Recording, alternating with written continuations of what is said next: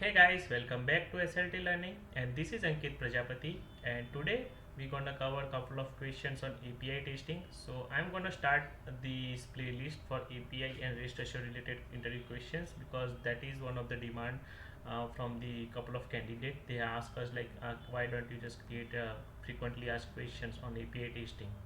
So let's start with this one, and let's see what the first interview question that we're gonna cover today.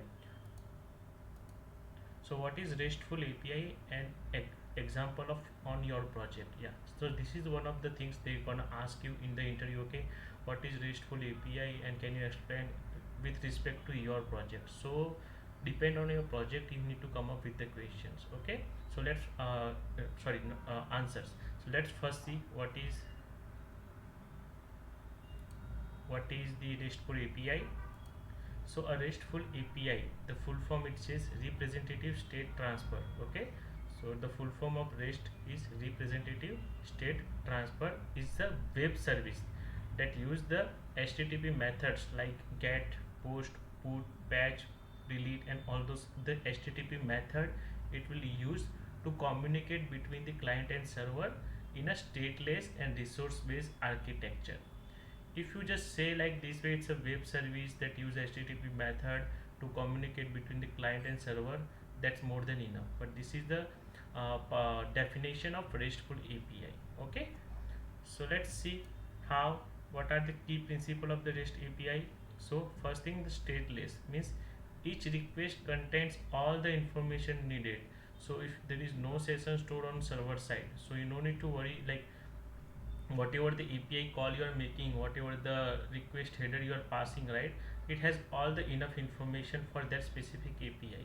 So it is not depend on any other things. So that's why it says stateless, means it is not depending on other things. So each request contain all the information which is required to complete that request. Okay. Then the resource base, that means over here the resource, that means the data that we create, we destroy, we update, and all those things. Okay, so in another word, you can just consider resource as a data. Okay, then we have different HTTP methods, right? Like get, post, pull, delete.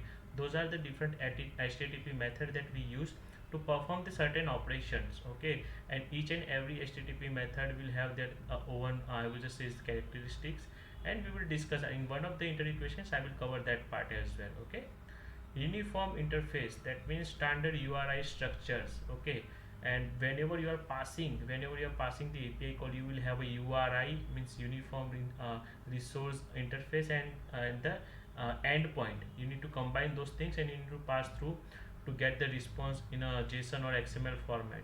Okay, then client server, decoupled front end from the back end, means you have the client, you can operate whatever the operation you can do from client side, you will have separately on server side. It will be work on a request response basis. Okay, and cacheable means REST is cacheable, means you can store certain information on the client side itself, so it will give you the fast response and it will improve the performance of the API. Okay, now let's understand, and now you need to tell about the example on your project. Okay, so irrespective of what project you are working, you can just come up with a couple of API in your mind, or if you want to prepare this answer, just says okay, from my project, let's say you work on the e-commerce application, or you work on the healthcare application, or you work on the CRM or ERP, any kind of application. Just say that okay, I work on this particular application. When you start this answer, okay, just make sure when you just talk about the application, so you need to talk about this couple of modules. Okay, because each and every application, I have created one detailed video on this part. Okay, for different domains, what are the key component, key resource, key I will just say is the client end user should be involved. So when you are working on any project, you need to understand what is a project domain and the couple of modules about that one as well. So let's suppose I am working on the e-commerce project, and my project modules over here, you see, it will say like this way: in my project we have user management, product catalog, then cart and orders, and payment integration. So these are the four modules in which I have been involved to do the automation API testing.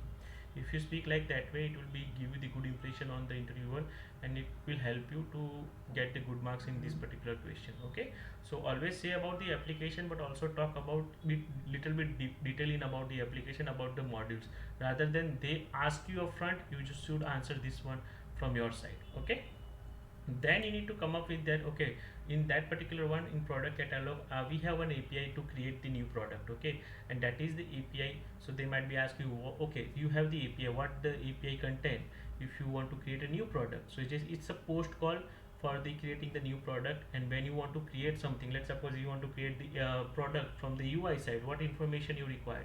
You require the name of the product, price of the product, category of the product, and if it is like many information, many things, right? The SKU and all those information you will put under the your when you creating a new product manually as well. So the same thing you need to speak in my request body. I need to pass the name, price, category, if it is available in stock or not, those kind of information.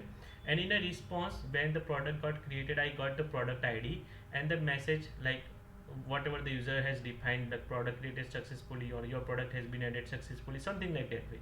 So this is the basic of the my project. Now you can add up some more API. We have the update product API, we have delete product API, we have the create order or create product API or update product API, something like that way.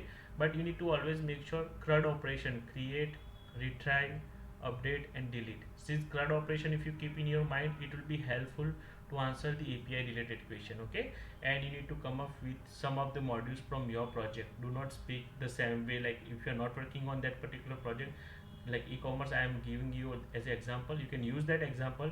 But in your resume, if you have defined something different, just speak about that particular part. Okay guys, so now in detail, when you are explaining about your project, they might be asked you which tools you use. Okay, so in my project we use Postman for the manual API testing and the rest assure the Java library for the automation API testing.